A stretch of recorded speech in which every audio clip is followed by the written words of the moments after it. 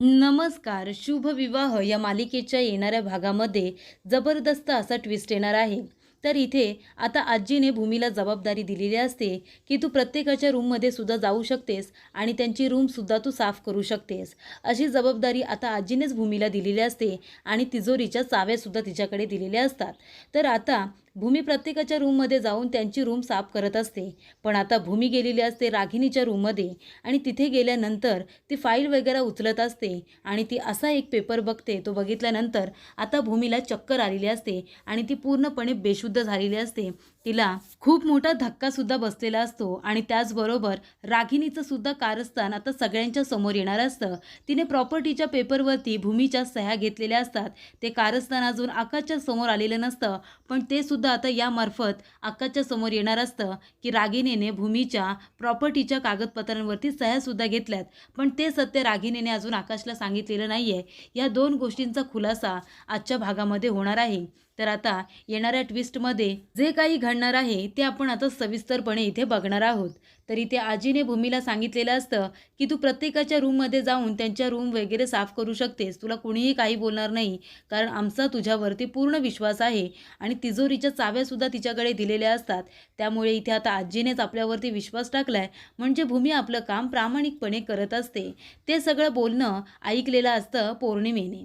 जेव्हा भूमी आता रागिनीच्या रूममध्ये जाते आणि सगळी कागदपत्र ती व्यवस्थित लावून ठेवत असते, तेवढ्यातच पौर्णिमा तिला बघते आणि लगेचच ती रागिनीकडे येते आणि तिला सांगत असते की आई, तुम्हाला माहिती आहे का, भूमिताई कुठे गेले?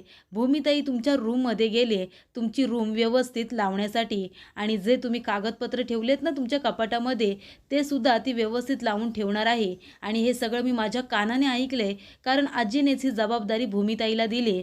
ती आता तुमच्या रूममध्ये जाऊन तुमच्या रूमची झडतीसुद्धा घेईल.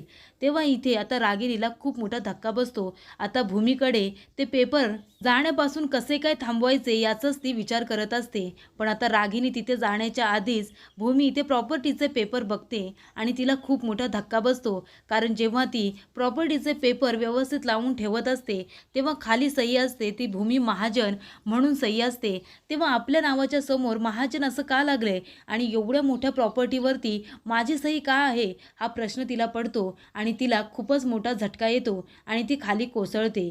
तेव्हा भूमी आता पॅनिक होऊन बेशुद्ध झालेली असते. तिच्या मेंदूवरती खूपच मोठा आघात झाल्यामुळे आता तिचा मेंदू कमकुवत झालेला असतो. खूप जास्त प्रेशर घेतल्यामुळे ती आता बेशुद्ध झालेली असते आणि हे रागिनीला माहिती असतं.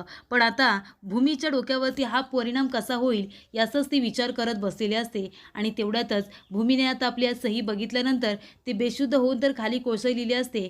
जेव्हा आकाशला कळतं की भूमी पडली आहे, तेव्हा तो धावत पळत येतो आणि तिला आपल्या रूममध्ये घेऊन जातो. त्यानंतर डॉक्टर येतात, भूमीला चेक करून जातात. तेव्हा डॉक्टर म्हणालेले असतात की त्यांच्या मेंदूवरती खूपच मोठा तणाव आलेला आहे. त्यांनी खूप जास्त कसलं तरी टेन्शन घेतलंय आणि म्हणूनच त्यांना चक्कर आली आहे. मी त्यांना इंजेक्शन दिले, थोड्या वेळातच त्यांना शुद्ध येईल. तेव्हा इथे आकाश भूमीजवळ बसलेला असतो. भूमी शुद्धीवरती आल्यानंतर आकाश तिची विचारपूस करत असतो. भूमी खूपच जास्त घाबरलेली असते. आकाश म्हणतो, भूमी काय झालं होतं तुला? तुला चक्कर का आली? तू पडलीस कशी काय? काय झालं? कसलं टेन्शन घेतलंस तू? तेव्हा भूमी म्हणते, आकाश तुला माहिती आहे, मगाशी मी रागिनी आत्यांची रूम साफ करायला गेले होते, तेव्हा मी तिथे प्रॉपर्टीचे पेपर बघितले आणि त्या प्रॉपर्टीच्या पेपरवरती खाली भूमी महाजन अशी सही होती. माझ्या नावाच्या पुढे महाजन असं कसं काय लागले बरं? आणि ती प्रॉपर्टी माझ्या नावावरती आहे की मी कुणाच्या नावावरती केले, मला खरंच कळत नाही आहे. हे सगळं काय आहे? भूमी महाजन कोण आहे? तेव्हा इथे आकाशला आता काय बोलावं काहीच कळत नसतं. पण तेव्हा आकाश एका गोष्टीचा विचार करत असतो की भूमीने ते प्रॉपर्टीचे पेपर बघितलेत, हे तर खरंच आहे, पण त्या पेपरवरती भूमी महाजनाची सही कुणी बरं करून घेतली असेल आणि ते पेपर आत्याच्या कपाटामध्ये काय करत होते? म्हणजे आत्याने प्रॉपर्टीच्या पेपरवरती भूमीची सही घेतली आहे का? आणि जर घेतली असेल तर मला का बरं सांगितलेलं नाही आहे, असा प्रश्न आता त्याला पडलेला असतो.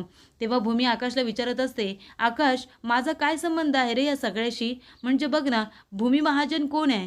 तेव्हा आता आकाश कुणाचं नाव सांगणार? जर भूमीला काही सत्य सांगायला गेलं आणि तिला खूपच जास्त तणाव आला तर ती कोमामध्ये जाऊ शकते, असं डॉक्टरांनी सांगितलेलं असतं.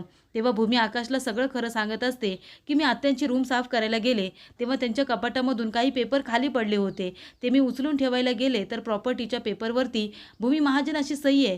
ते बघितलं आणि मला चक्कर आली.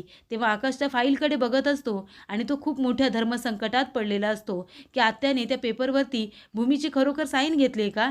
ही सगळी प्रॉपर्टी नक्की कुणाच्या नावावरती आहे असा प्रश्न त्याला पडलेला असतो.